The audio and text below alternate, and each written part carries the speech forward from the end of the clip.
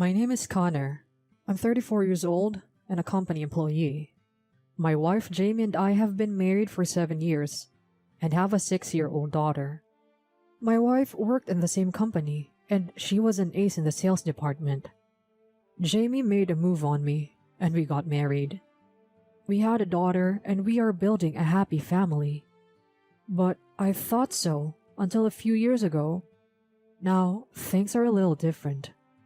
Last year, on my daughter's birthday, it was the first birthday without Jamie. When she was born, Let's celebrate her birthday together as a family. it was Jamie who said so. But last year, on her birthday, Jamie said she was too busy with work and couldn't leave. So we celebrated with me and my parents who came to the party.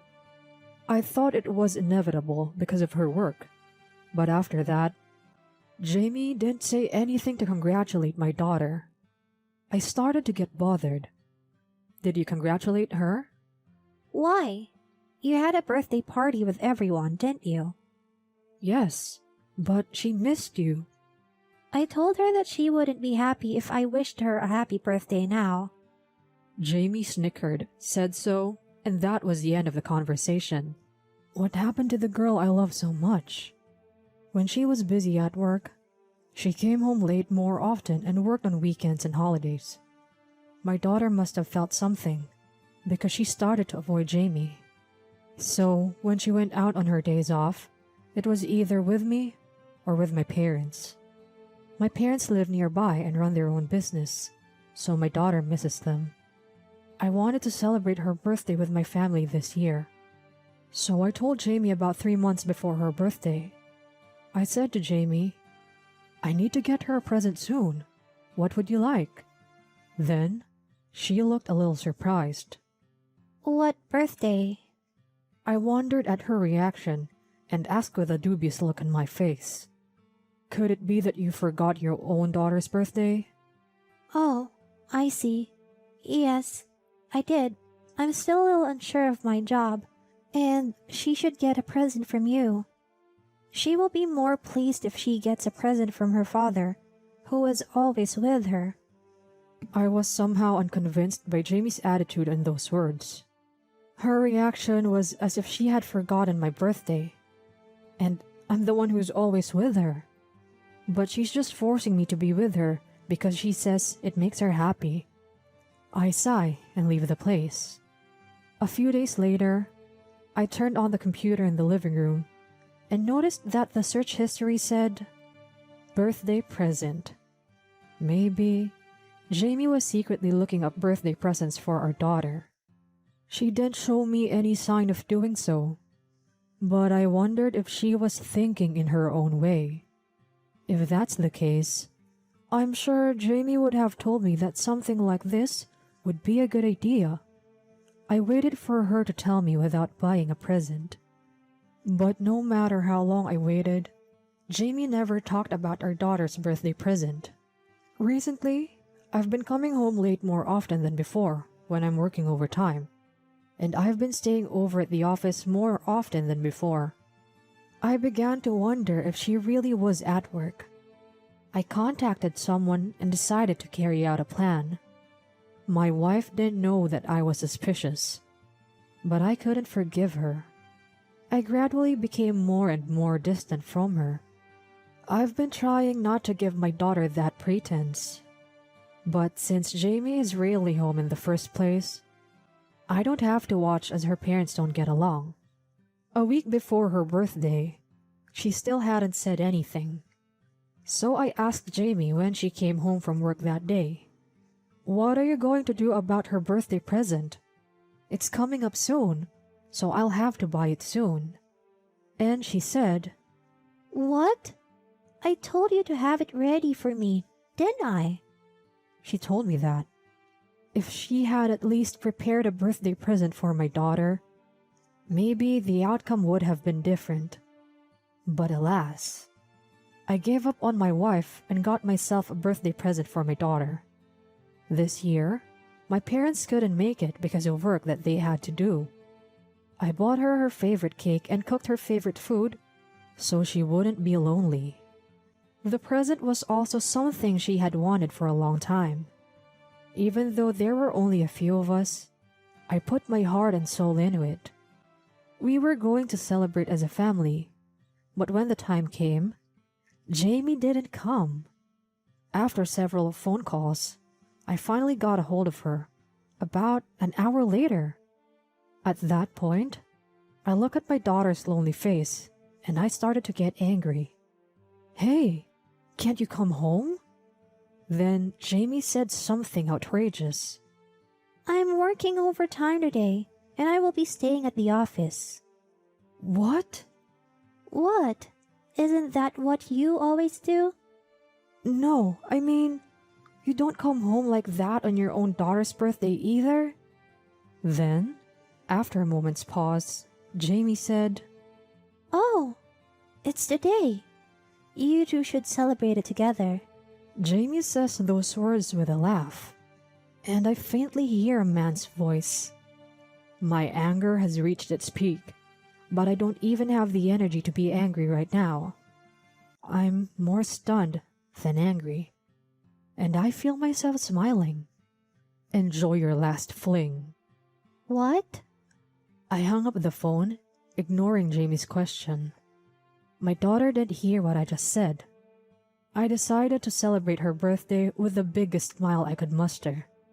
She seemed sad at first, but when she saw the food and cake, her favorite food, she looked so happy. She's also happy with her present. Seeing her like that made me even more unforgiving of Jamie. The next day at night, Jamie comes home. She looks tired, a complete change from the way she acted on the phone yesterday. I thought I knew it, but I didn't say a word. I didn't even want to say hello. As soon as she came into the living room, she looked at me and said, I've been fired. She said in a quiet voice and sat down on the floor. Then what? She looked up and looked at me. So, what's with that attitude? Her words were getting stronger and stronger, but I didn't listen to them because I knew this was going to happen. It was 3 months ago. We were still discussing my daughter's birthday present. I saw the words birthday present in the search history on my computer. I thought she was looking for a birthday present for our daughter. But after a few days, I got curious and I looked at it more closely. And all I saw were pages of watches and brand name products. So I started to get suspicious and asked a colleague who works at the same company for advice. His name is Matt. He is the same age as me and has a good reputation for his work. I'm in a different department and branch than my wife and Matt. But Matt is in the same branch as my wife. When I talked to Matt about it, he seemed to have an idea what I was talking about. He said that Jamie's relationship with a man who has transferred from another branch about 2 years ago was suspicious. Of course, Jamie knows Matt and says hello to him whenever they see each other. But she is avoiding him more than she used to. They were in different departments and he didn't really care about it. But when he heard what I had to say, he said it didn't seem right. So I took Matt's advice and started keeping a diary. I would write down how Jamie was behaving, when she was working overtime, and when she didn't come home. I would write these things down. I was usually so busy with work, housework, and childcare that I didn't pay attention to these things. By keeping a diary, things that I had not paid attention to became clear. It was always Wednesday when Jamie didn't come home. I don't know this because it was a different company rule from my branch. Wednesdays are no overtime days, and we are not allowed to work overtime in the first place. And yet, on that particular day, she stayed overnight because she had to work overtime. Obviously, that's suspicious. I'm mad at myself for not even noticing that. It's true that my feelings for Jamie have changed since she wasn't there on her daughter's birthday last year. But it never occurred to me that Jamie was cheating on me. It never occurred to me that she was looking for a present to give to another man on the same birthday as our daughter. Why did you get fired? I ask, and Jamie's tone intensifies. I'm being restructured. They're letting me go after all I've done for the company just because I failed in a business meeting the other day. I almost laughed, but I managed to hold back and continue. Restructuring? That's right. You can't be fired for cheating. The color of Jamie's face changed at those words. If you could be fired for cheating, you would have been fired more than a year ago. Jamie looked surprised, but can't seem to take her eyes off my face. I continue. I didn't even know you were cheating on me until recently, but I heard it's been going on for a year and a half. And he's from another branch office, right? And he's 5 years younger than you? Why? I knew you wouldn't give her a brand name gift for her birthday. But your search history is brand name goods and watches. And you wouldn't think it was a gift for a child, no matter how much you wanted it to be. Well, I didn't think you're the kind of mother who would cheat on daughter's birthday. And forget her birthday. I didn't think so. Jamie's face was pale, but she countered in a trembling voice. Can you prove that she's your daughter? What kind of nerve does she have to finally open her mouth and say that? Are you saying she's someone else's child? Because she doesn't look like you. They say girls look like their fathers, but she doesn't look like you at all. And you've been avoiding me lately too. I sighed. That's just superstition, isn't it? And I'm not avoiding you. I'm not avoiding you. I'm avoiding because you've been cheating on me. It's your own fault, isn't it? Still, Jamie reiterates that her daughter is not mine. The cheating pissed me off. But what the hell did she think my daughter was? And I was getting more and more pissed off about it. What is it? Even if she's not mine, I'm raising her with more love than you. Jamie looks at me silently.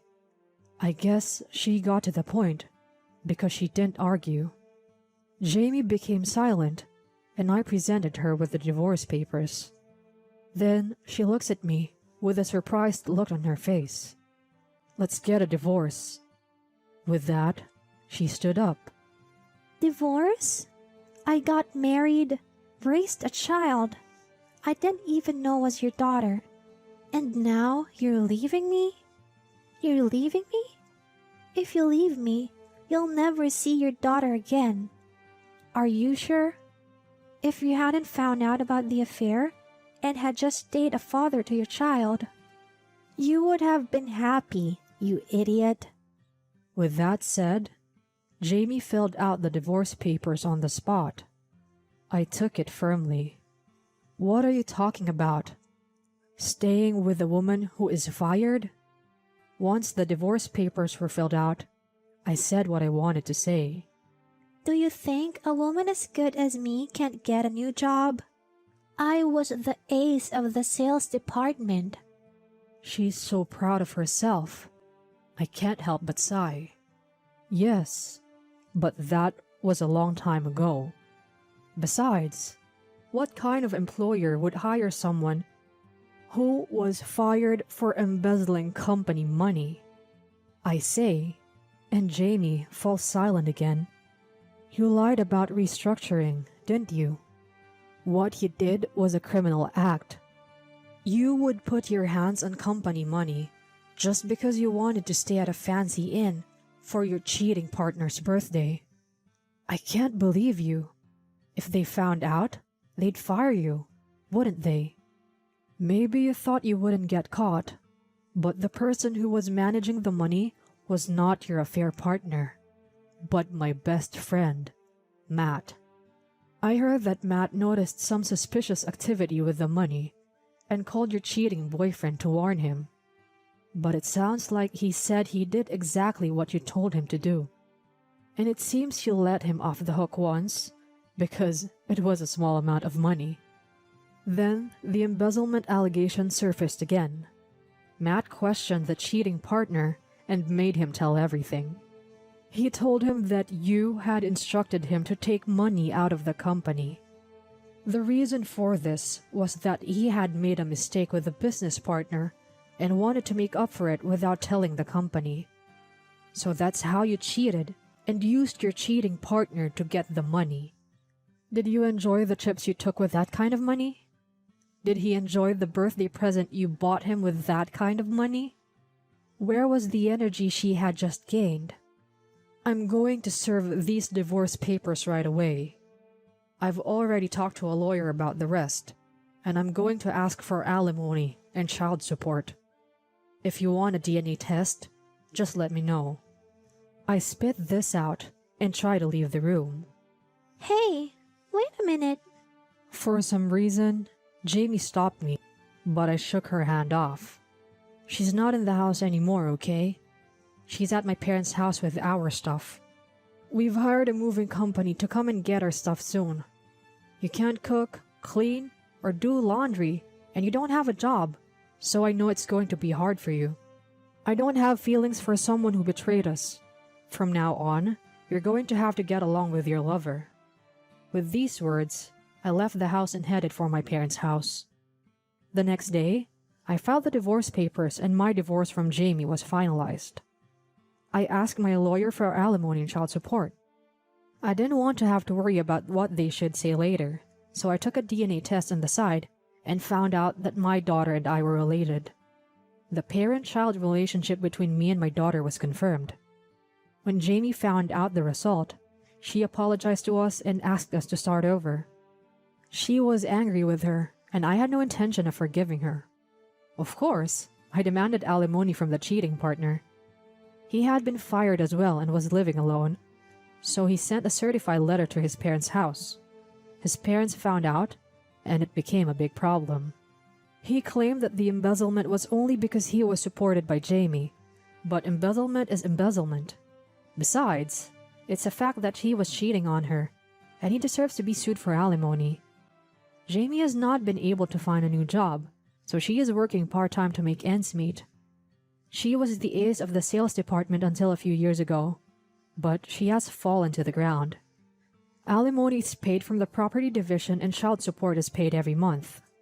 After the breakup, she suddenly started to miss her daughter, and paying child support was her sincerity.